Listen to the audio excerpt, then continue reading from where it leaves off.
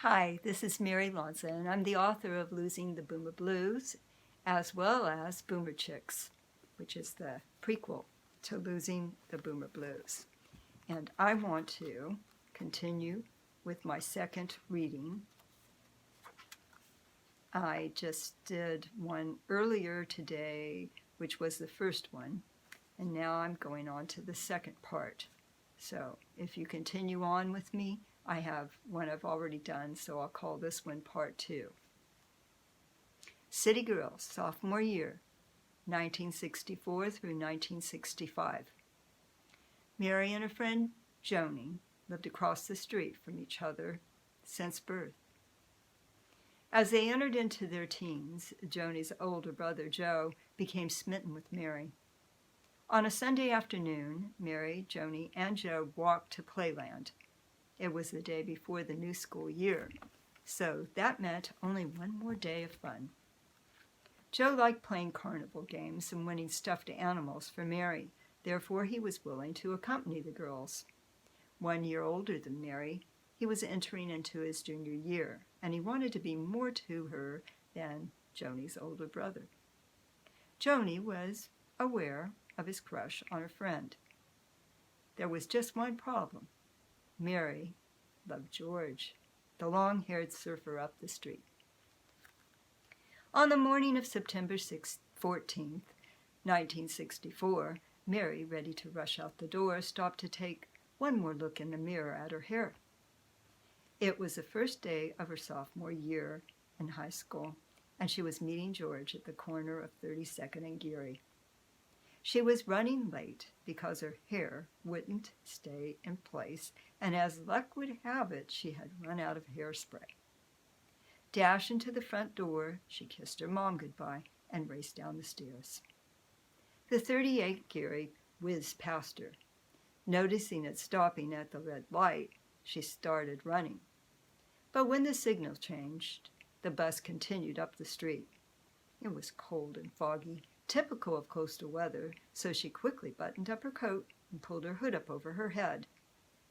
Thanks to missing her bus, her hair was doomed. She began to walk faster up the street when she saw George standing at the bus stop, patiently waiting for her. Joe was walking briskly up Geary on his way to Washington High, waved to Mary as he passed. As Joe approached George, who was anxiously awaiting Mary, he made eye contact with him, but neither would say a word. Jealousy existed between Joe and George whenever Mary was around. She pretended to be unaware of their silent competition as she came closer to George. Continuing up the street, Joe faded from view. Smiling, George walked toward Mary. He hugged her and said, "Don't tell me you couldn't get your hair to go straight." "Worse than that. I ran out of hairspray. I'm so embarrassed." "I don't care about your hairstyle, but I do care about you. Chicks love fooling around with their hair, and guys couldn't care less." When they arrived at the school, they stood on the steps in the long line waiting for the doors to open. Soon they'd make their journey down the halls in a frenzied search to find their first class of the day. Mary turned to George and said, "Here comes Bob and his girlfriend." Waving to them, George said, "You'll dig Jane." As Bob and Jane approached, George said, "Hey man, I'm not able to make band practice tonight. I have to help my old man move some junk out of the house before my mom has a cow." "No big deal. You'll be there on Wednesday, right?" "Sure, I'll be there. Mary's coming with me." Looking at Mary, Bob said, "Oh, wow. Hey, Mary, meet Jane." "Mary Jane. I dig the name combo." Walking up to Mary, Jane said, "I've seen you around. Bob told me that you dig the Beatles. You have to if you know what I mean. I'm Jane Cummings." "I'm Mary Costa, and yeah, I know what you mean. George thinks he's Ringo." "Tell me about it. Bob thinks he's John Lennon. The guys' cover band is going to their heads."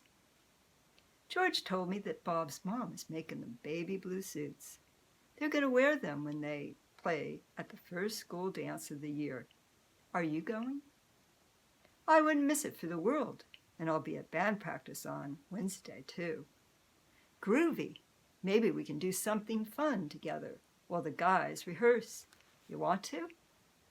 Okay, we can walk over to Playland. Bob lives across the street from the fun house.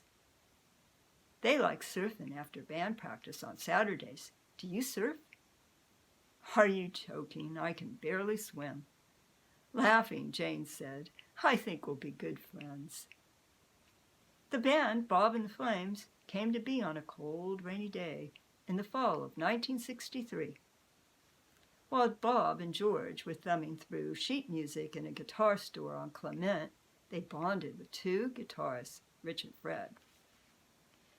Bob and George were looking for a bass player and a rhythm player so that they could form a group.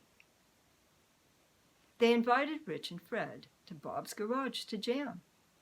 After 3 hours of collaboration, Bob christened them Bob and the Flames. Their rendition of Please Please Me was so fab that they dubbed themselves a Beatles cover band.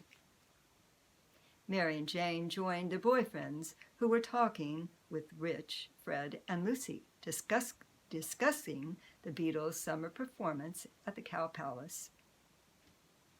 Fred, the rhythm guitarist, and Rich, the bass player, attended the concert. They were complaining about the screaming fans who drowned out the Beatles' music. Fred introduced Mary and Jane to Lucy, his girlfriend.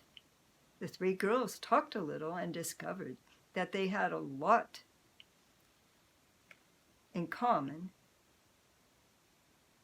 besides being girlfriends to a Beatles cover band. Lucy glanced over at Rich and asked, Hey, Rich, how's Judy? Beats me. Oh, wow. Guess I shouldn't ask how your love life's going. What love life? She keeps me guessing. She's a square when it comes to fooling around. Lucy and Judy were best friends at Star of the Sea Catholic Grade School. But Lucy left after 7th grade to attend public school. After graduation from Star of the Sea in June of 1963, Judy went on to Mercy High, where she met Rich at a school dance in the spring of 1964. Rich smoked weed. Being a devout Catholic, she didn't like his use of pot. She wanted to reform him, but her attempts were failures. He became bitterly upset when she criticized his smoking habit. In retaliation, he made fun of her uniform and her Catholic upbringing every chance he got. Judy walked away after every fight, vowing never to take him back. But his magnetic personality brought her back into his web every time. Their relationship was rocky, but they remained together. The doors opened, and they entered the school. The girls felt lost. Washington High was a big school. The guys pointed them in the right direction, and they hurried off to their classes.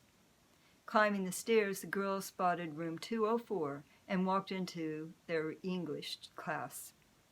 Mary was happy that her favorite subject was her first period of the day. Jane and Lucy weren't as thrilled. Do you guys know anything about this teacher, Mrs. Adams? Asked Lucy. Mary answered, I've heard she's helpful and grades on the curve, whatever that means. Nice knowing that, responded Lucy.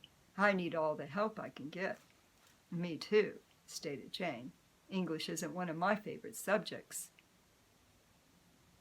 The classroom was packed and 2 students didn't have seats.